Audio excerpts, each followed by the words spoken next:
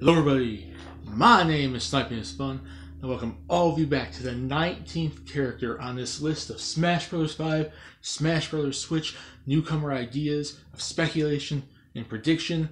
In today's video, we're going to be talking about the half-genie hero herself from Way Forward, Shantae. In the three same categories I talked about for every newcomer so far. Why did it make sense for Smash? What are moveset ideas, and the percentage chance they can get in the game. Now we're talking about pretty much our second indie character in this list. The first one, which was the one I started off on this series with, was Shovel Knight. This time now, 18 characters later, we talk about the next one in Shantae. And let's basically go, I'm going to start, without further ado, let's start with the first category. Why do I feel Shantae makes sense for Super Smash Bros. 5? Well, she is an indie character that has a long-standing history with Nintendo. She's been around since 2002. Her first game came out on the Game Boy Color, and it was published by Capcom. And ever since then, it's been straight up just indie, like download games. And actually, the physical games have come for the third and fourth one as well. But it's been straight up just an indie franchise lately, developed and published by its own studio, Way Forward Studios. But it did start off being published by Capcom. The first game on the Game Boy Color in 2002, and since then, Risky's Revenge came out on the DSi. We've had A Pirate's Curse on the 3DS, and we have Half Genie Hero, which I think might have been on 3DS as well, but it's coming to Switch really, really soon. So 4 games, all of which have been on Nintendo, and it's an indie character that has long-standing ties with Nintendo since 2002. So right now, about 16 years, which I would think that would make her the long-standing, most historical indie character in, not just indie characters in general, but in terms of Nintendo, like the indie character that probably has the most and longest ties with Nintendo. All 4 of the games have been on Nintendo at some point. And it is an indie character that is associated with a Nintendo platform. And her series is popular. She's heavily requested. And like I basically mentioned before, I don't value popularity and demand over relevancy, recency, and push from the company and/or push on Nintendo. But it does come into effect usually with third-party characters, indie or otherwise. So I think popularity and demand and kind of have a part in indie characters, at least in some point, but I would never put them over relevancy and recency and whatnot. And she is relevant. She is recent. Like, Half Genie Hero is coming out next month on the Switch. You know, we've had a couple of years ago, Pirate's Curse was on the 3DS. There was Risky's Revenge on the DSi. The Game Boy Color game Shantae was re-released on the eShop for the 3DS. So all of her games are still relevant for modern day gamers who play Nintendo systems on the Switch or 3DS or, you know, DS, 3DS, or Switch. So there you go. And she is long-standing. She's been around for a long time. So she's an indie character that has a big name recognition. And 4 games, all of which have been on Nintendo, more so than some indie characters like, you know, Shovel Knight or Quote or whatever. And she's a classic. She's been around for a while. So I think in terms of if you're looking for an indie character that has major history with Nintendo, I think she's the number one choice. I think Shovel Knight would probably be below with popularity, but she has the historical connections to the company. And that's really why I think she makes sense. She made sense for Smash Bros. 4, but now with Half Genie Hero coming out, another new game, I think it just keeps her in the relevancy category to be included in Smash Brothers at some point. And she has enough push from her company. She has enough push from fans, demand from fans, popularity, relevancy, recency. She's pushed by Nintendo too. They advertise her games just as much as Way Forward does. So it's like, if there's an indie character, if there is to be only one indie character, I know I heavily pushed Shovel Knight with the first video here, and I do think he might heavily push too, but I think Shantae is just as much pushed as him, if not maybe a little bit more.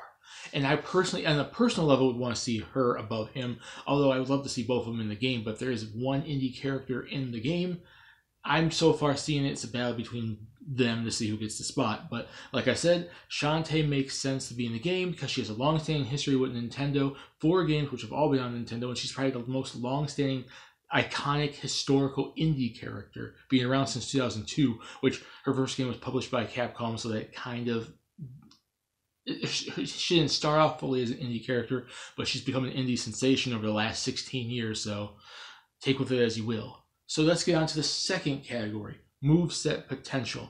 Now, there's two distinct styles Shantae kind of fights with in her games. She basically fights, she's a half genie, so she does a lot of genie magic and genie-esque abilities.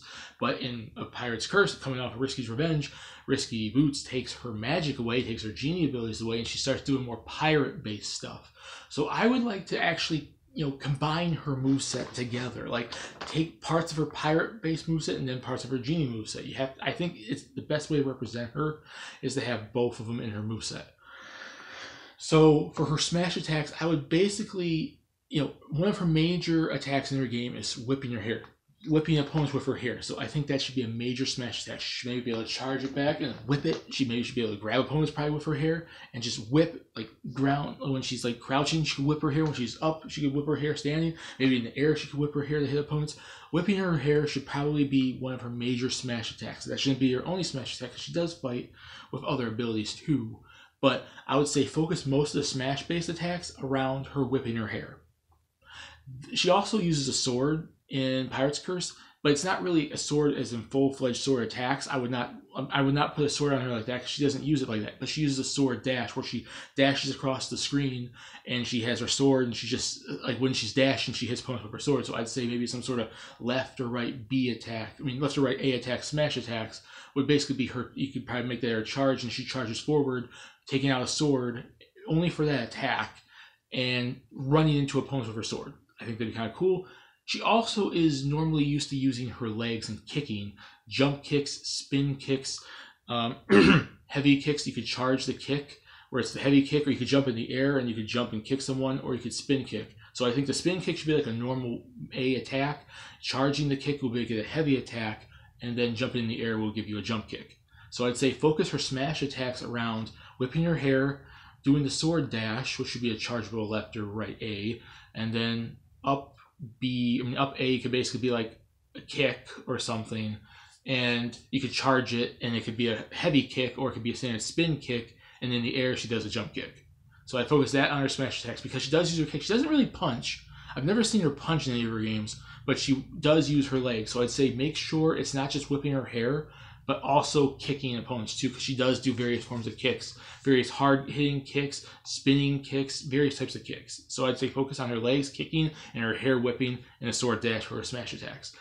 Then we get onto the special moves, which is when I would start separating it between genie abilities and pirate abilities. I'd make sure the pike ball is one of her attacks, like where she just gets the pike ball and spins around her. Maybe you can charge it so it's more of the more powerful pike balls, because there's different ones you can get later on that are more powerful. And it just spins around her probably for maybe 10, 15, 20 seconds, and any opponent that walks into her can be hurt by it. And maybe it's just to make it not cheap, maybe opponents can hit it and break it and knock it away. So at least there's a way to fight back against it rather than it just being stuck there indefinitely like it does in the games. Like it does in Pirate's Curse. Then Genie Magic should be some of her special attacks, being able to shoot fireballs, and she also could transform into animals like a snake, an elephant, a monkey. I would say maybe do some special attacks where she quickly transforms into an animal, and then either like left B, right B can be an elephant. She quickly turns into an animal, like into the elephant, and then rushes forward like her sword dash, but as an elephant, and she runs people over. Then somewhere in the air, she could probably jump into a monkey, and then on the ground, you could turn into do like a snake type thing. And then standard B could be like fireball type stuff. And I would focus on pirate stuff, and like some of these moves can probably be interchangeable, maybe. Like maybe moveset customization comes back from Smash 4, which I'm hoping it does, because that's kind of cool. It gives some different variations on moves. Some of these moves should be mixed together on the base moveset, but then you can change into other ones. As a pirate, she uses a pirate hat to basically save herself, like to float up in the air. So maybe if you're under opponent, you can float up with the pirate hat and hit them.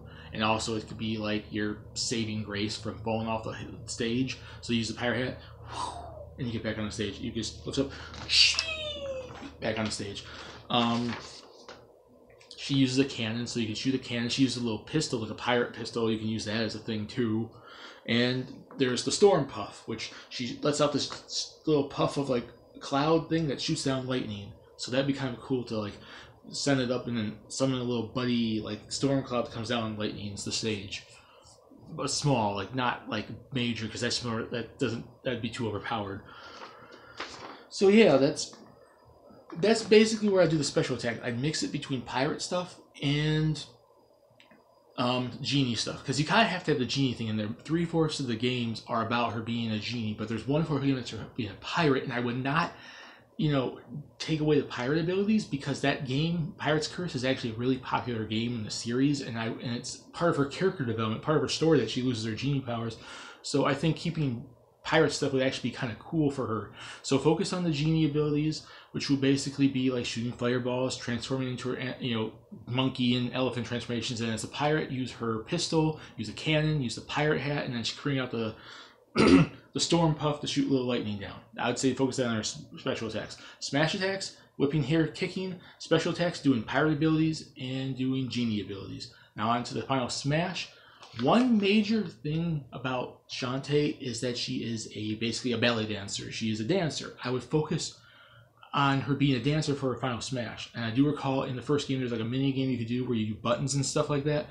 Maybe make it kind of like Donkey Kong's like Congo beat thing, where you have to hit to the beat in order to hurt opponents. Maybe she dances around, and then if in vicinity, they get hit by some sort of genie magic coming off of her, or some like big explosion type effects that come off of her, and like the more you do to the beat, maybe the more damage you can do to opponents, and if they're critical, they can get 100% and send flying off the stage.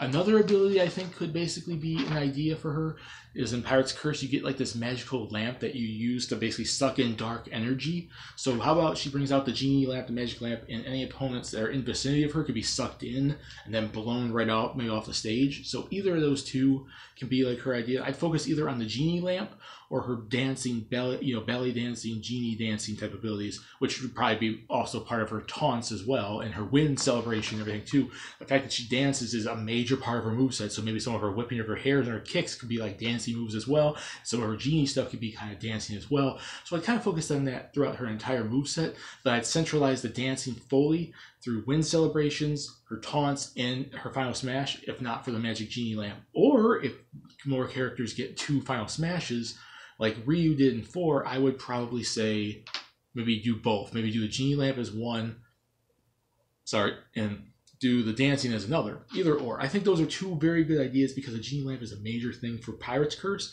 but her dancing is her major thing as a genie, which is 3/4 of the games. So either have the dancing abilities where you have to press to the beat, like the Donkey Kong's Congo thing, and it hurts them any opponent by you, or you suck people in with the genie lamp instead of flying off stage, or both, either or, whatever. I don't really care. I think it'd be kind of cool, because both of them would be original and unique, and both of them represent her character at some point in her storyline of the 4 games. So that's the move set ideas. Now on to percentage chance I can see her get in. I'm putting her at the same percentage chance I put Shovel Knight at. I'm putting her at an 85% chance, because they're both highly likely the next third parties. They're not the number ones. I mean, I do think someone like maybe a Rayman or Bomberman are higher up now. They might be higher than someone like a Travis Touchdown or a Quote, or like third parties like a Doomslayer guy, or they put someone in from Valkyria Chronicles 4, or they put someone in from X Game, Final Fantasy, where I don't know, the other third parties. They're not in the highest level of third parties. I think that's kind of like Bomberman and Rayman and stuff like that. There's a few other characters. They're in the mid range. They're above like people like Travis Touchdown, Quotes, and like various requested third parties, pretty much like Doom Guy and stuff, and Professor Layton and Phoenix Wright. But they're in that middle ground where it's like they're high up, but they're not the highest next likely third parties. And I'm putting them at the same range because while Shovel Knight has his popularity now and his game push now, Shantae has history with Nintendo, more history with Nintendo.